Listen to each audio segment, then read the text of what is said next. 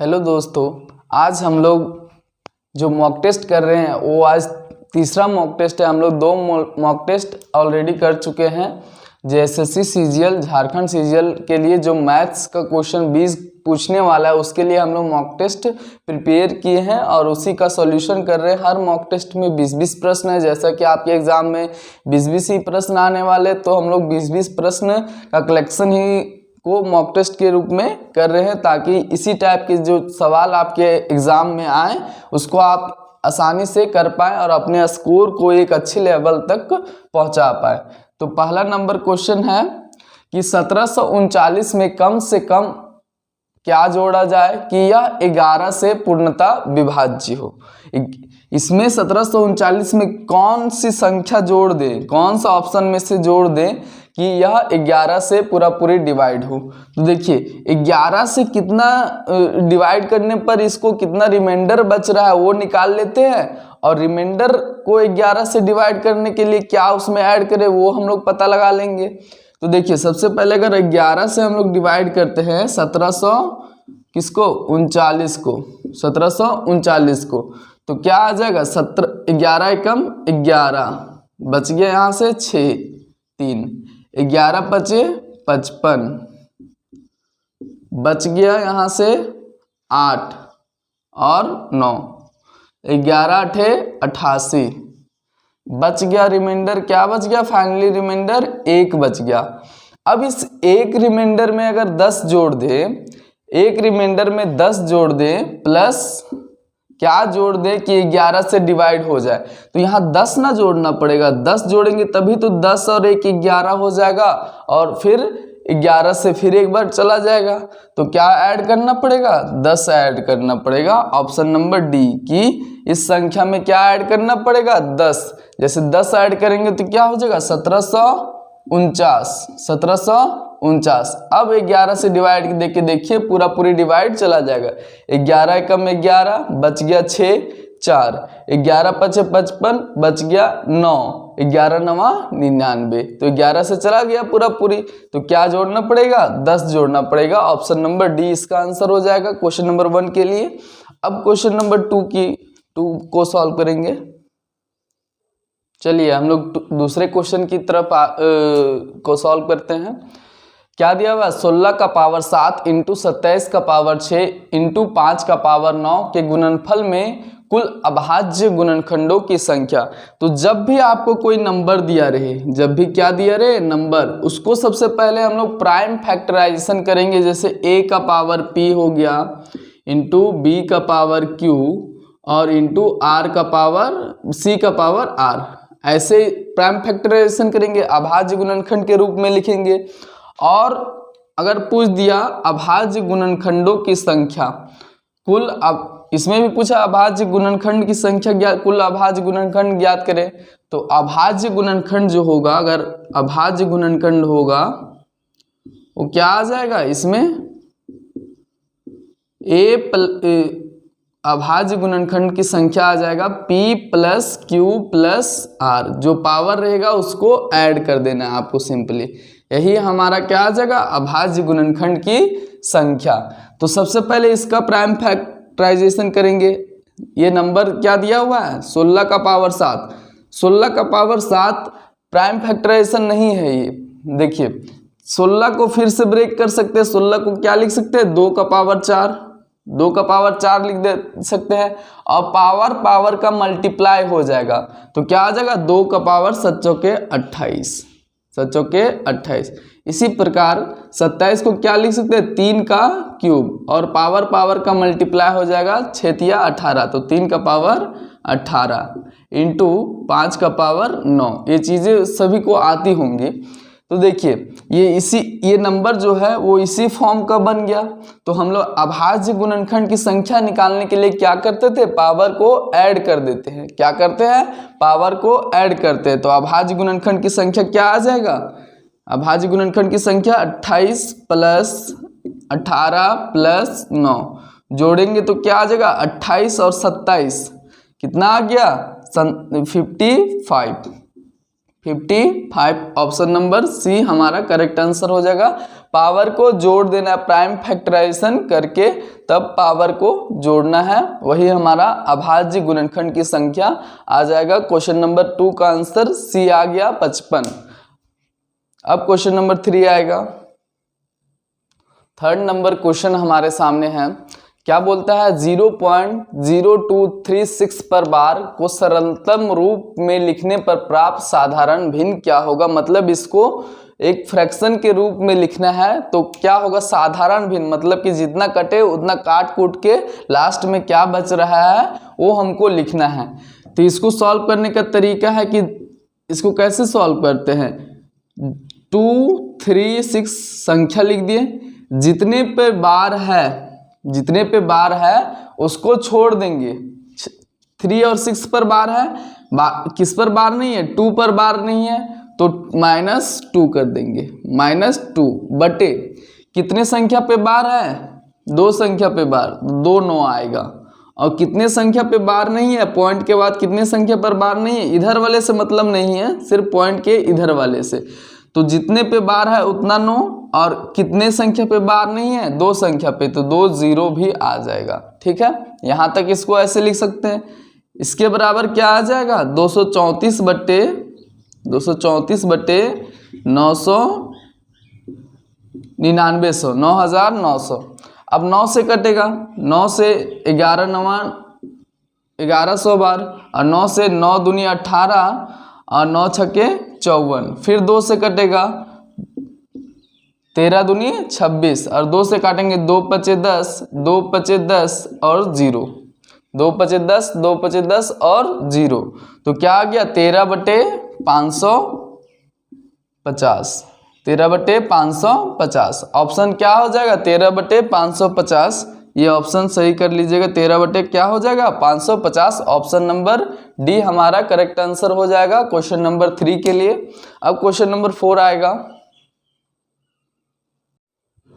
अब question number 4 है हमारे सामने। 4 क्या कहता है कि ये संख्या दिया हुआ है जिसका प्राइम फैक्टराइजेशन करके दिया हुआ है कि a into B square into C square, comma दूसरा संख्या है a square into B into C, और तीसरा संख्या है a cube into B cube into C square. तो इसका एलसीएम हमको निकालना है। तो एलसीएम में हम लोग क्या लेते थे कि सभी टर्म लेते हैं, कॉमन टर्म, और जो कॉमन ना हो वो भी लेते हैं, और मैक्सिमम पावर लेते जाते हैं। कितना मैक्सिमम पावर। तो सबसे पहले ए में आएंगे, ए यहाँ ए स्क्वायर, यहाँ ए क्यूब, तो मैक्सिमम पावर लेना है, सबसे ज़्यादा पावर लेना है। एचसीएफ में कॉमन टर्म का मिनिमम पावर मतलब कम से कम पावर, और एलसीएम में कॉमन हो चाहे नहीं हो लेकिन उसका मैक्सिमम पावर लेना है। जैसे ए स्क्वायर ए क्यूब, तो ए क्यूब लेंगे मैक्सिमम पावर ए क्यूब, और बी में जब आएंगे तो बी स्क्वायर बी क्यूब, तो मैक्सिमम पावर क्या आ जाएगा बी क्यूब, और सी में जब आएंगे तो यहाँ सी स्क्वायर है, यहाँ सी है, यहाँ सी स्क्वायर है, तो मैक्सिमम पावर क्या है सी स्क्वायर, तो सी स्क्वायर। तो एलसीएम क्या आ गया ए cube B cube into C square. तो ऑप्शन के अनुसार हम देखें तो ऑप्शन नंबर सी हमारा मैच कर रहा है, ए cube B cube C square. तो क्या हो जाएगा आंसर, ऑप्शन नंबर सी हमारा करेक्ट आंसर हो जाएगा क्वेश्चन नंबर 4 लिख के लिए। अब क्वेश्चन नंबर 5 आएगा। क्वेश्चन नंबर 5 आ गया हमारे सामने। बोलता है एक परीक्षा में 85 में से 40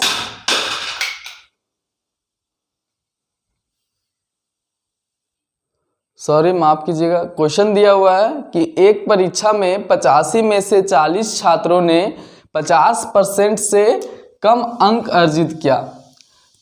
परीक्षा में कितने छात्र शामिल हो रहे 85, लेकिन उसमें से 40 छात्र 50% से कम अंक ला रहे हैं, और 50% से पूछा क्वेश्चन 50% से कम अंक प्राप्त करने वालों की संख्या, मतलब बिलो 50% से कम अंक प्राप्त करने वालों की संख्या का रेशियो पूछा है का 50% अंक या उससे अधिक, या तो 50% लाए 50% और मोर, मतलब 50% लाए और या उससे अधिक लाए, उसका रेशियो पूछा है। मतलब 50% से कम लाने वालों की और 50% या उससे अधिक अंक लाने वाले छात्रों की संख्या का अनुपात पूछा है। तो 85 टोटल स्टूडेंट 85 है, उसमें से 40 छात्र जो है वो 50% से कम लाए हैं, मतलब बिलो 50% लाए हैं। तो बचे खुचे जो स्टूडेंट होंगे 40 हो गया, तो बचा कितना स्टूडेंट 45, क्योंकि 40 और 45 क्या होता है 85 होता है। तो पूछा यही दोनों का रेशियो बताना है। तो 8 पचे 25 40 और 5 9 45, तो 8:9 आ गया। क्या आ गया 8:9। ऑप्शन के अनुसार आंसर ए ऑप्शन सही है। वही पूछा था बिलो 50 और 50% और मोर मार्क्स लाने वाले स्टूडेंट का रेशियो पूछा था। तो ऑप्शन नंबर हमारा क्या आ गया ए ऑप्शन इस क्वेश्चन के लिए करेक्ट आंसर है। अब क्वेश्चन नंबर 6 आएगा। बोलता है एक चुनाव में एक उम्मीदवार 75% वैध मतों, मतलब जितना वैध मत है ना वैलिड वोट्स, उसका 75% किसको मिला है, जीतने वाले उम्मीदवार को 75% वोट से विजयी हुआ है। कुल वोट 5,60,000 है, जिसमें से 15% मत अवैध है। 15% मत क्या है अवैध है। तो वैध मत कितना होगा 5,60,000 का 85%, 85% यही मेरा क्या हो जाएगा वैध मत हो जाएगा। और बोला है कि तो विजयी उम्मीदवार को कितने वोट मिले, ये तो मेरा वैध मत आया। और वैध मत का 75% किसको मिला है, वैध मत का 75% किसको मिला है विजयी उम्मीदवार को। ये मेरा क्या आ गया यहाँ से यहाँ तक वैध मत, क्योंकि 15% वोट क्या है अवैध है। तो वैध मत ये आ गया 85%, 5,60,000 का 85%, और उसका फिर 75% किसको मिला है विजयी उम्मीदवार को। तो बस इसको सॉल्व करना है। अब देखिए 5,60,000 85% का फ्रैक्शन वैल्यू होता है 17/20 और 75% का फ्रैक्शन वैल्यू होता है 3/4। अब काटना है, 1 0 से 1 0 खत्म, 4 दूनी 8, 8 सते 56, 7 बार में 8 सते 56, 3 गो 0 है ना। अब देखिए गुना कीजिए, 17 तिया 51 इंटू 7,000 क्या आ जाएगा 00007, 7 बचे 35, मतलब 35,000 नहीं 3,57,000 क्या आ जाएगा 3,57,000 किसको मिले वोट, विजयी उम्मीदवार को 3,57,000। तो ऑप्शन के अनुसार सही ऑप्शन हो जाएगा ऑप्शन नंबर डी। अब क्वेश्चन नंबर 7 आएगा। क्वेश्चन नंबर 7 है। 7 क्या कहता है कि एक आदमी 1 रुपए में 5 पेन खरीदता है और 1 रुपए में 4 पेन बेचता है। 1 रुपए में खरीद के कितना पेन लाया 5 पेन, और 1 रुपए में कितना पेन बेच दिया 4 पेन। तो उसका लाभ प्रतिशत ज्ञात कीजिए। उसका लाभ प्रतिशत क्या है वो ज्ञात कीजिए। देखिए खरीद रहा है सीपी 5 पेन खरीदा है, कितना रुपए में 1 रुपए में 5 पेन, यानी 5 पेन का दाम कितना खरीद के लाया 1 रुपए में, 1 रुपए में। और बेच रहा है 1 रुपए में 4 पेन, मतलब 4 पेन बेचता है वह 1 रुपए में। तो देखिए यहाँ हम कंपेयर नहीं कर सकते, क्योंकि पेन यहाँ खरीदा है 5 और बेच रहा है 4, तो हम दोनों को इक्वल बनाने का कोशिश करते हैं। 5 और 4 का एलसीएम होता है 20, तो दोनों जगह 20-20 पेन बना लेते हैं कि 20 पेन को खरीदा कितना में और 20 पेन को वो बेचा कितना में, जिससे हम इक्वल पेन रहेगा तो हम लोग कॉस्ट प्राइस यानी 20 पेन खरीद के लाया जितना में और बेचा कितना में वो चीज़ हमको पता चल गया, तो हम लोग प्रॉफिट परसेंटेज निकाल लेंगे। तो 5 चौके 20 एलसीएम होता है, तो 20 बनाने के लिए यहाँ किससे मल्टीप्लाई करना पड़ेगा 4 से। 5 चौके 20 पेन वो खरीदता है, 20 पेन खरीदा है कितना में 4 रुपए में, कितना 4 रुपए में। और यहाँ 20 बनाने के लिए किससे मल्टीप्लाई करना पड़ेगा 5 से। तो 20 पेन वो खरीद बेच कितना में रहा है, 5 रुपए में। कितने में, 5 रुपए में, मतलब 5 रुपए में, ठीक है। मतलब 20 पेन को वो खरीदा है 4 रुपए में और वही 20 पेन को बेच दिया है 5 रुपए में, तो उसको प्रॉफिट कितना हुआ है, 1 रुपए का प्रॉफिट हुआ है। कितना प्रॉफिट हुआ है, 1 रुपए का। प्रॉफिट कितना हुआ है, प्रॉफिट परसेंटेज अगर हम लोग डायरेक्ट निकाले तो प्रॉफिट परसेंटेज कैसे आएगा, प्रॉफिट बटे सीपी, मतलब 1 रुपए का प्रॉफिट हुआ है बटे सीपी। सीपी कितना है, 4 रुपए इंटू 100%। सभी को निकालना आता है प्रॉफिट परसेंटेज। 4 से कट गया 25%। क्या आ गया आंसर, 25% उसका प्रॉफिट हुआ है, 25%। ऑप्शन नंबर ए हमारा सही उत्तर है। तो हम लोग क्वांटिटी को इक्वल बनाने के लिए काम करेंगे, क्योंकि क्वांटिटी जब इक्वल रहेगा, जितना पेन खरीद के लाया है उतना ही पेन बेचेगा, तभी इतना हम कंपेयर कर पाएंगे कि 20 पेन को खरीदने में इतना रुपए लगा और वही 20 पेन को इतना में बेच दिया, तो टोटल प्रॉफिट उससे निकल जाएगा। तो आपको ध्यान रखना है इस चीज को। अब क्वेश्चन नंबर 8 आएगा। क्वेश्चन नंबर 8 है कि 4 वर्ष पहले विकास और राहुल की आयु का अनुपात 3:5 था। मतलब राहुल का प्रेजेंट ईयर और विकास, दो प्राणी हैं, राहुल और विकास, इनका प्रेजेंट ईयर हमको पता नहीं है। प्रेजेंट में क्या क्या ईयर हो, क्या क्या एज हो रहा है ये दोनों का, वो पता नहीं है। लेकिन 4 साल पहले, मतलब 4 ईयर पहले ये दोनों का एज का रेशियो था 3:5। मतलब इसका 3 था तो इसका 5, 3 यूनिट था तो इसका 5 यूनिट। ये था एज का रेशियो 4 साल पहले। और बोलता है 6 वर्ष बाद यह अनुपात 4:5 हो जाएगा। मतलब प्रेजेंट से 6 साल बाद कितना हो जाएगा यह रेशियो, 4:5,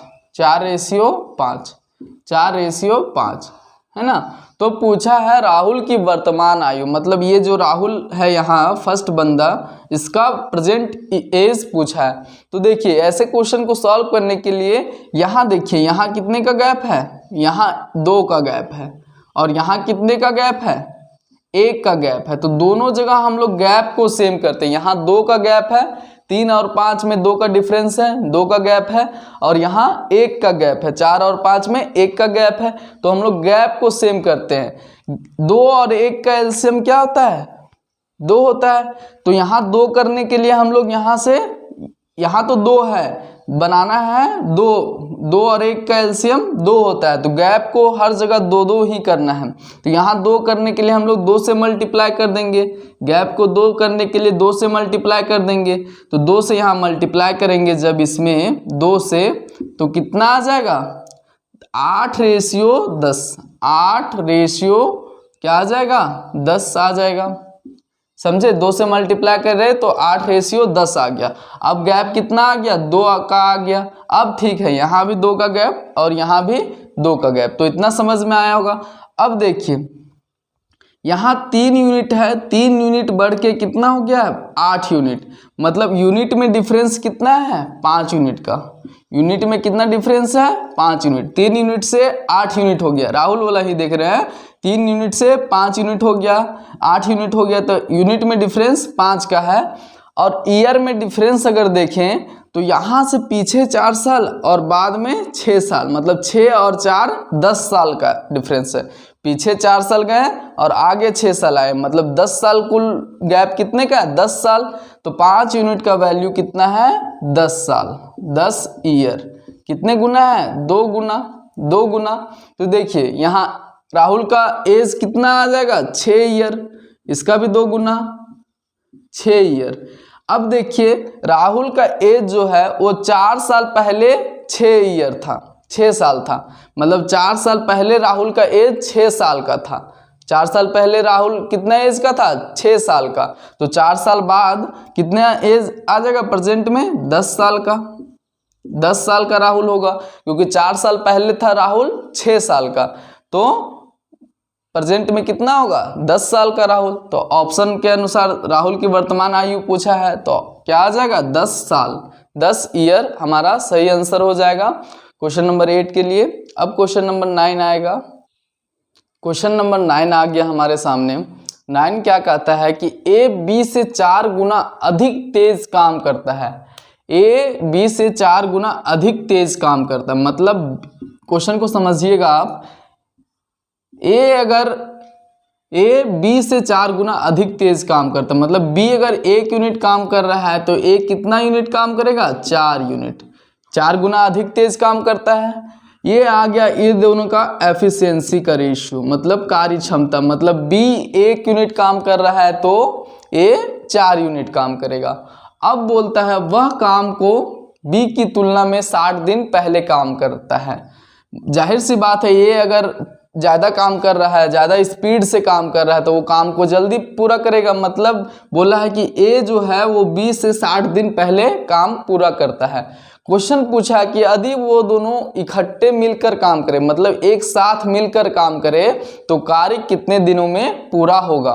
देखिए एफिशिएंसी का रेशियो 4:1 है, तो यहाँ से डेज का जो रेशियो आएगा कि कितने दिनों में ये पूरा करते हैं, वो जस्ट इसका उल्टा आ जाएगा, जस्ट इसका उल्टा आ जाएगा। डेज का रेशियो क्या आएगा, 1:4।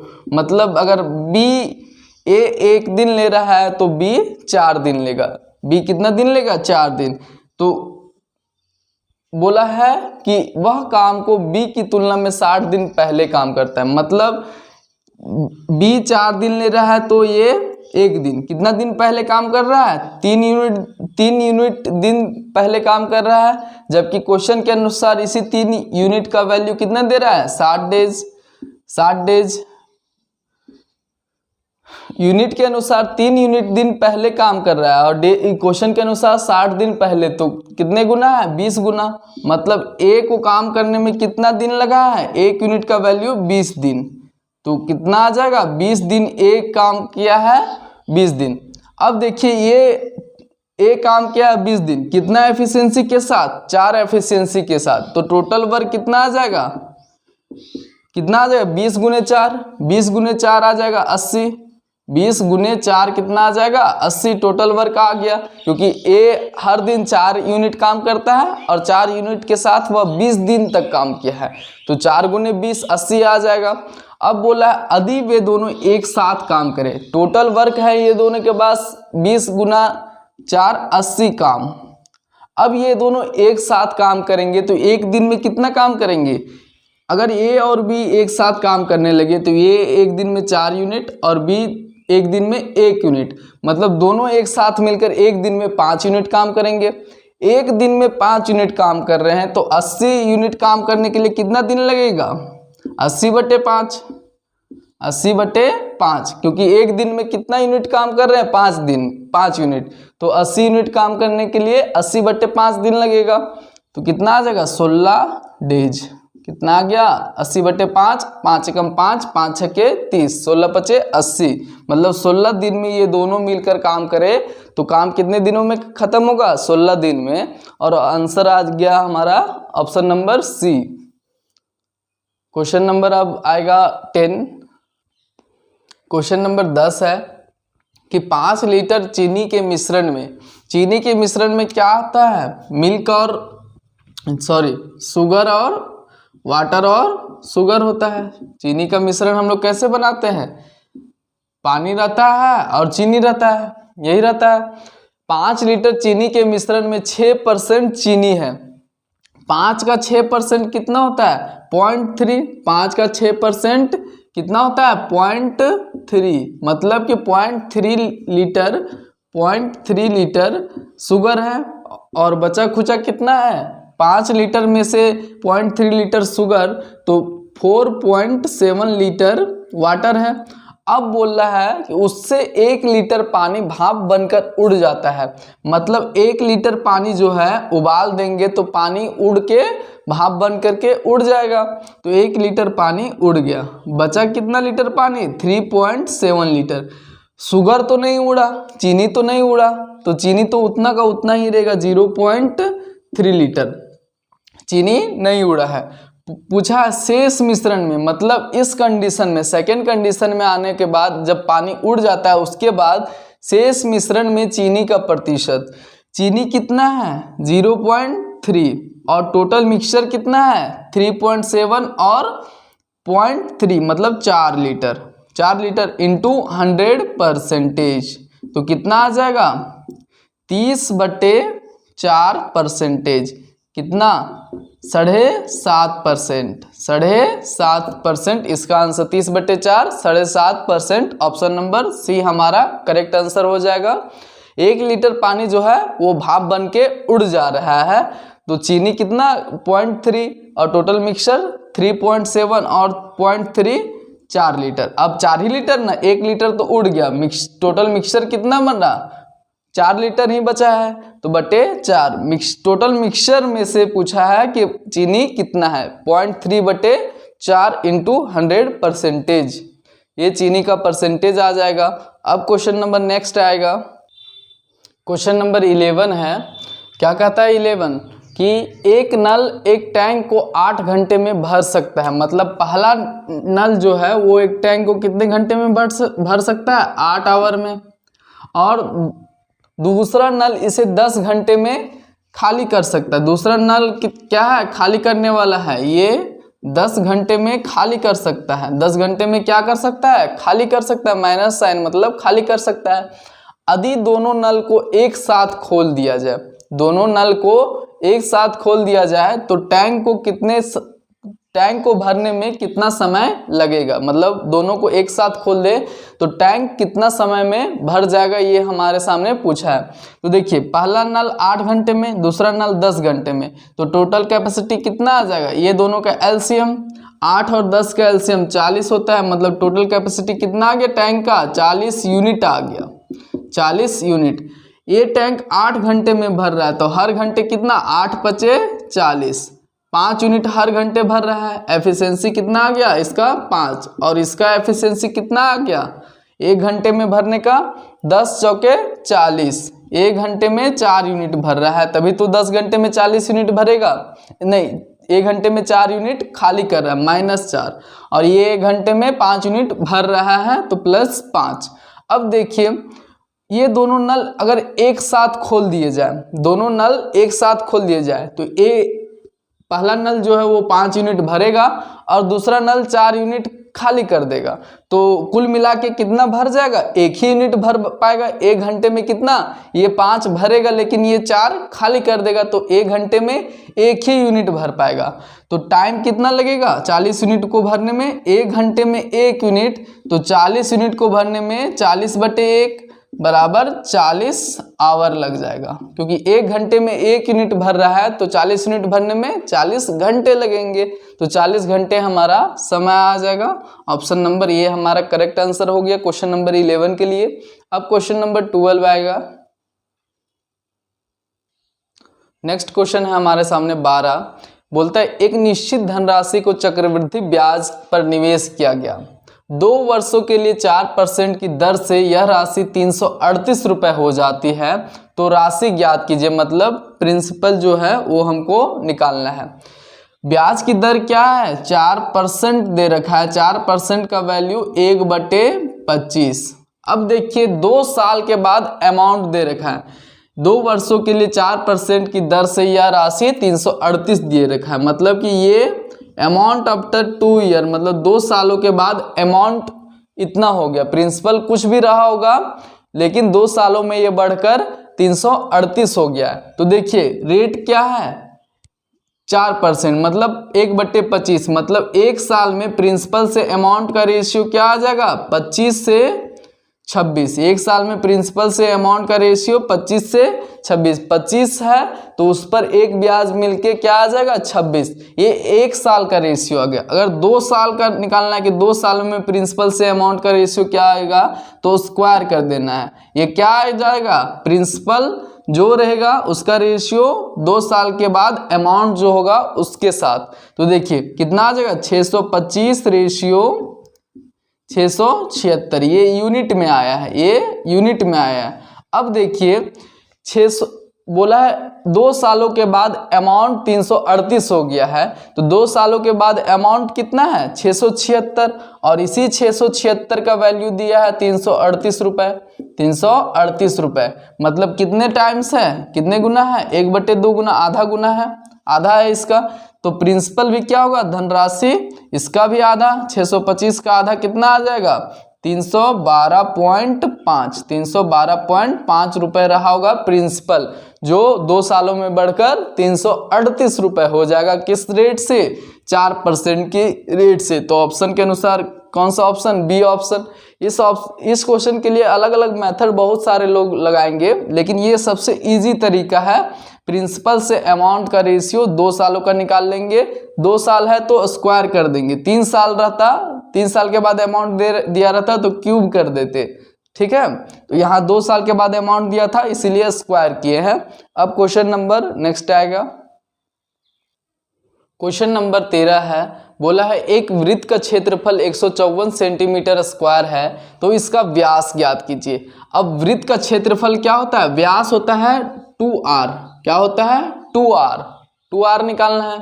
तो वृत्त का क्षेत्रफल दिया हुआ है पाई आर स्क्वायर होता है, पाई आर स्क्वायर, जिसका वैल्यू कितना दिया हुआ है 154, ठीक है। अगर r का वैल्यू निकल गया तो हम लोग 2r निकाल सकते हैं। पाई का मान होता है 22/7, 22/7। तो देखिए 22 से कितना बढ़ जाएगा, 22 सत्ते 154, 22 सत्ते 154, आर स्क्वायर का वैल्यू आ जाएगा 49, 7 सत्ते 49। तो क्या आ जाएगा, आर यहाँ से 7 आ गया।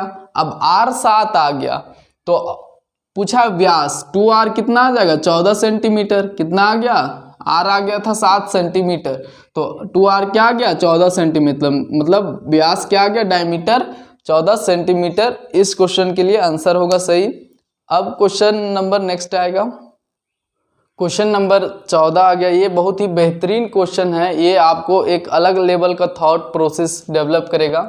देखिए बोला है शांत जल में एक आदमी की चाल 28/3 किलोमीटर पर आवर है। शांत जल में किसी वस्तु की चाल या आदमी की चाल क्या होता है, x मानते हैं। बोला धारा के विपरीत दिशा में, धारा की समान दिशा में लिए गए समय से तिगुना समय लगता है, तो धारा की चाल मतलब y हमको निकालना है, धारा की चाल y हमको निकालना है, ठीक है। अब बोलता है कि धारा की विपरीत दिशा में, विपरीत दिशा मतलब अपस्ट्रीम, अपस्ट्रीम मतलब विपरीत, और डाउन स्ट्रीम मतलब धारा की समान दिशा, डाउन स्ट्रीम। आगे से जब भी हम सॉल्व करेंगे तो D/U लिखेंगे, तो आपको समझ जाना है डाउन स्ट्रीम मतलब धारा की समान दिशा, धारा की समान दिशा, और अप स्ट्रीम मतलब धारा की विपरीत दिशा, तो D/U है ना, डाउन स्ट्रीम और अप स्ट्रीम। अब दिया हुआ है धारा के विपरीत दिशा में धारा की समान दिशा में लिए गए समय से तिगुना समय लगता है। मतलब धारा के विपरीत दिशा में अगर डाउन स्ट्रीम में 1 यूनिट समय लग रहा है, तो विपरीत दिशा में जाने में कितना समय लगेगा, तिगुना, मतलब 3 यूनिट समय। वही बोला है ना कि धारा के विपरीत दिशा में धारा की समान दिशा में लिए गए समय से तिगुना समय लगता है। कितना समय, तिगुना समय लगता है। ये टाइम का रेशियो है। स्पीड का रेशियो यहाँ से क्या आ जाएगा, जस्ट इसका उल्टा, 3/1, 3/1। यहाँ से अब हमारा स्पीड का रेशियो निकल गया। अब डाउन स्ट्रीम में क्या होता है, x + y, और अप स्ट्रीम में स्पीड क्या होता है, x - y, और यही स्पीड का रेशियो क्या दे रखा है, 3/1। तो यहाँ से x/y कंपेंडो डिविडेंडो लगाएंगे तो क्या आ जाएगा, 4/2। क्या आ जाएगा, 4/2। काटेंगे तो 1 और 2, मतलब x/y क्या आ गया, 2/1। x/y क्या आ गया, 2/1। यहाँ से x/y हमारे सामने क्या निकल के आ गया, 2/1। अब देखिए बोला है कि शांत जल में आदमी की चाल 28/3, मतलब 2 यूनिट का वैल्यू कितना दिया हुआ है, 28/3, 28/3 किलोमीटर पर आवर, मतलब 14/3 गुना है, 14/3 गुना है। तो 1 यूनिट का भी वैल्यू पूछा। धारा की चाल y है, तो y 1 यूनिट है, 1 यूनिट का भी वैल्यू 14/3 गुना होगा, तो क्या आ जाएगा, 14/3 किलोमीटर पर आवर, है ना। तो ऑप्शन के अनुसार कौन सा सही हो गया, डी ऑप्शन। सिर्फ आपको याद रखना टाइम का रिवर्स होता है स्पीड जब डिस्टेंस कांस्टेंट हो। देखिए धारा की दिशा में सेम डिस्टेंस गया और विपरीत दिशा में सेम डिस्टेंस लौटा। मान के चलिए यहाँ से यहाँ तक गया धारा की विपरीत दिशा में, तो लौटा भी यहाँ से यहाँ तक, है ना। तो डिस्टेंस सेम है। तो जब भी डिस्टेंस कांस्टेंट दिया रहे, डिस्टेंस बराबर क्या होता है, स्पीड इनटू टाइम। तो डिस्टेंस अगर कांस्टेंट दिया रहे, कांस्टेंट के दिया रहे मतलब डिस्टेंस को फिक्स दिया रहे, तो टाइम जिस रेशियो में होगा उसका जस्ट अपोजिट रेशियो में क्या हो जाएगा, स्पीड। टाइम 1:3 है तो स्पीड क्या हो गया, 3:1। उलट देना जब डिस्टेंस फिक्स दे रखा, डिस्टेंस फिक्स दे रखा हो तब। ऐसा क्वेश्चन आप लोग परसेंटेज में भी किए होंगे, जब एक्सपेंडिचर बराबर प्राइस इनटू कंजम्पशन दिया रहता है, मतलब खर्च बराबर लागत, खर्च बराबर प्राइस इनटू कंजम्पशन, तो एक्सपेंडिचर उसमें फिक्स रहता है। तो आप लोग प्राइस का रेशियो जस्ट रिवर्स होगा कंजम्पशन के रेशियो के साथ। तो ये वही टाइप का सवाल है। अब क्वेश्चन नंबर 15 आएगा। क्वेश्चन नंबर 15 है कि समकोण त्रिभुज की ऊंचाई और आधार के बीच अंतर 7 सेंटीमीटर है और उस त्रिभुज का क्षेत्रफल 30 सेंटीमीटर स्क्वायर है, तो त्रिभुज का परिमाप ज्ञात कीजिए। एक समकोण त्रिभुज है, इसका क्षेत्रफल दे रखा है 30 सेंटीमीटर स्क्वायर। एरिया क्या दे रखा है, एरिया दे रखा है क्षेत्रफल 30 सेंटीमीटर स्क्वायर। और बोला है कि इसकी ऊंचाई, मान लीजिए ये हाइट है और ये आधार है बेस, ठीक है ना। तो बोल रहा है इसकी ऊंचाई और आधार के बीच 7 सेंटीमीटर का अंतर है, तो उस त्रिभुज का क्षेत्रफल ज्ञात कीजिए। देखिए ये सवाल जो है वो होगा जब आपको ट्रिपलेट का एक अच्छा खासा नॉलेज होगा, बहुत सारे ट्रिपलेट आपको याद होंगे, तो आप ट्रिपलेट को भिड़ा के, क्योंकि समकोण त्रिभुज में ट्रिपलेट लगता है, तो ट्रिपलेट जब आपको याद रहेगा तो आप यहाँ गेस कर सकते हैं कि त्रिभुज का साइड क्या रहा होगा। सबसे पहले हम दिमाग में आता है 5, 12, 13। ऐसा ट्रिपलेट लेना है जिनके दो साइड के बीच 7 का गैप हो। तो 5, 12, 13। देखिए यहाँ पे 7 का गैप है, 7 का गैप है ना, तो वही ये तो बड़ा साइड कर्ण होता है, 13 तो ये फिक्स है, और 5 इसको मान लेते हैं, 12 इसको मान लेते हैं। तो देखिए बोला ऊंचाई और आधार के बीच का अंतर 7 सेंटीमीटर है, तो 5 और 12 के बीच अंतर है 7 सेंटीमीटर का है। तो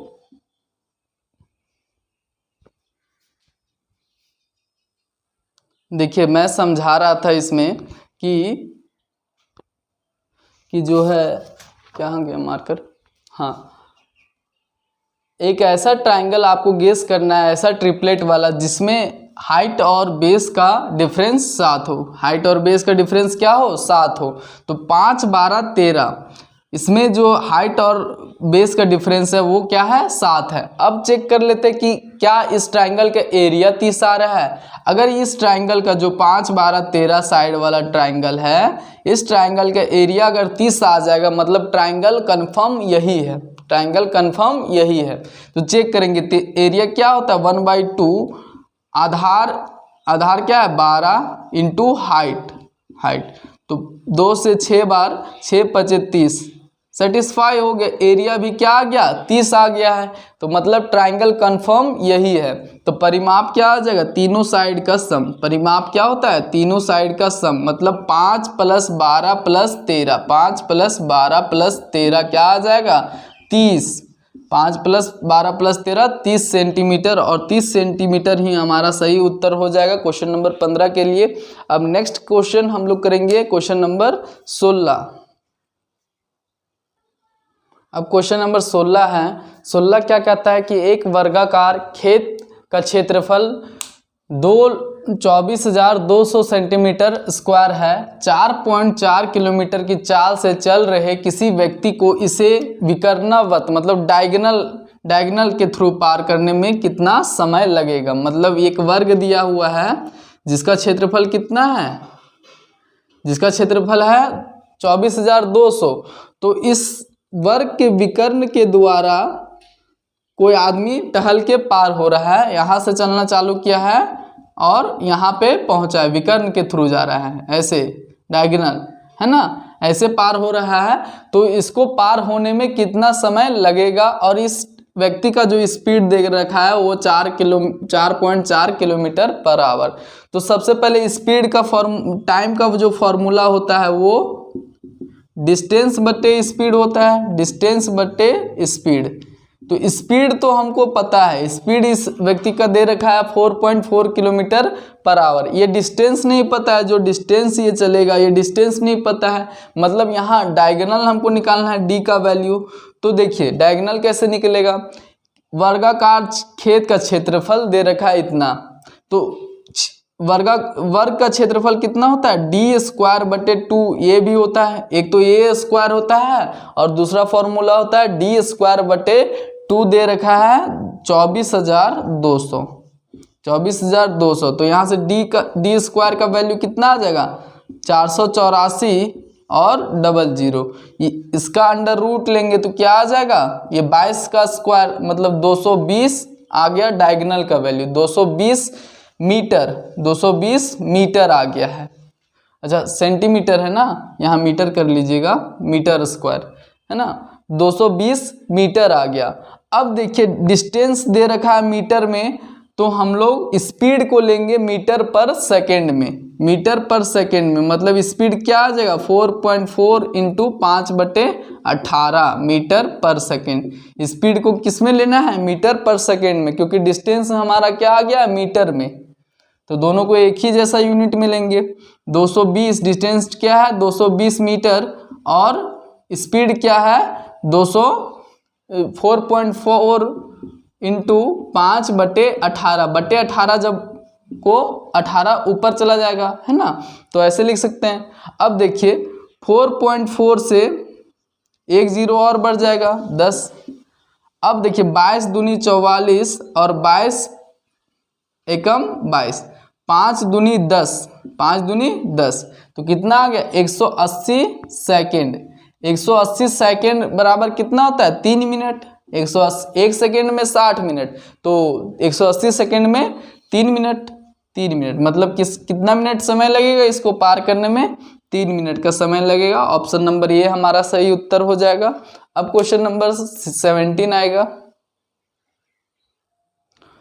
ये क्वेश्चन नंबर 17 है, ये कल ही जैसा क्वेश्चन है। सिर्फ आपको याद रखना है कि अगर इफ x माइनस 1/x दे रखा है के, तो x square plus 1/x square आएगा, के स्क्वायर प्लस 2।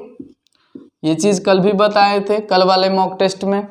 और यदि x प्लस 1/x दिया रहे के, यहाँ x माइनस 1/x दिया था के, और यहाँ x प्लस 1/x के दिया रहे, तो x square plus 1/x square होगा वो के स्क्वायर माइनस 2, यहाँ के स्क्वायर प्लस 2, यहाँ के स्क्वायर माइनस 2। तो ये दोनों बातें आपको याद होनी चाहिए, ये दोनों बात आपको पूरा तरीका से क्लियर होना चाहिए। तो देखिए यहाँ जाना है पावर 1 से पावर 4 पर, मतलब 2 बार स्क्वायर करना है, 2 बार स्क्वायर करेंगे तब पावर 4 पर चले जाएंगे। तो एक बार स्क्वायर करेंगे तो क्या आ जाएगा x square plus 1/x square, क्या आ जाएगा x माइनस 1/x के दिया रहता है, तो x square plus 1/x square, के स्क्वायर प्लस 2, के जगह यहाँ पे 3 है, तो 3 स्क्वायर प्लस 2, 3 स्क्वायर प्लस 2 क्या आ जाएगा 9 और 2 11, 9 और 2 क्या आ गया 11। अब देखिए 11 आ गया, अब इसका फिर से एक बार स्क्वायर करेंगे तो क्या आ जाएगा, अब बन गया इस फॉर्म का बन गया, क्योंकि बीच में प्लस आ गया।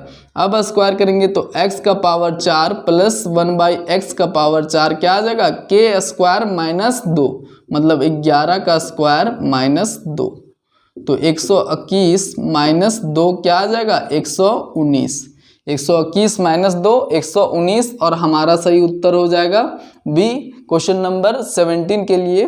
तो ये कल ही टाइप का था, तो देखिए आप क्वेश्चन रिपीट होने लगा है तो आपको और ज़्यादा बेहतर बेनिफिट होगा, क्योंकि सेम टाइप के क्वेश्चन आएंगे जब, तो आप खुद से कर पाएंगे, और इसी टाइप के जब एग्ज़ाम में उठ के आएंगे तो आप और अच्छे तरीके से कर पाएंगे। तो अब क्वेश्चन नंबर नेक्स्ट की ओर। क्वेश्चन नंबर 18 है कि यदि tan a plus coat a बराबर 2 तो tan square a plus coat square a का मान ज्ञात कीजिए। अब देखिए यहाँ tan a plus coat a दिया हुआ है, यहाँ एंगल क्या सेटिस्फाई कर रहा है, a के जगह अगर हम 45 डिग्री एंगल पुट करेंगे तो tan 45 डिग्री क्या हो जाएगा, tan 45 degree plus cot 45 degree, cot 45 degree क्या होता है, tan 45 डिग्री 1 और कॉट 45 डिग्री भी 1, मतलब 2 आ गया। मतलब 1 रखने एंगल का वैल्यू 45 डिग्री रखने पर सेटिस्फाई कर रहा है, क्योंकि tan a plus cot a 2 दे रखा था, अगर हम a के जगह 45 डिग्री पुट करेंगे तो सेटिस्फाई कर रहा है, मतलब एंगल क्या रहा है, एंगल a बराबर 45 डिग्री रहा है। अब 45 डिग्री यहाँ पुट कीजिए, tan स्क्वायर 45 डिग्री क्या हो जाएगा, tan square 45 degree plus cot square 45 degree, cot square 45 degree, tan square 45 degree क्या हो जाएगा, 1 का स्क्वायर प्लस 1 का स्क्वायर, तो 1 प्लस 1 2, 1 प्लस 1 2, मतलब उसका भी आंसर क्या आ गया 2। तो यहाँ एंगल क्या दे रखा है, 45 डिग्री दे रखा नहीं है, हमको पता करना है और सेटिस्फाई कराना है। अगर सेटिस्फाई कर गया मतलब एंगल 45 डिग्री है। अब नेक्स्ट क्वेश्चन की ओर, क्वेश्चन नंबर 19। क्वेश्चन नंबर 19 है कि एक समभुज त्रिभुज मतलब समबाहु त्रिभुज की एक भुजा दिया हुआ है कि भुजा 6√3 सेंटीमीटर, तो समबाहु त्रिभुज का सभी भुजा 6√3 होता है, 6√3। तो बोला है कि इसका ऊंचाई ज्ञात कीजिए।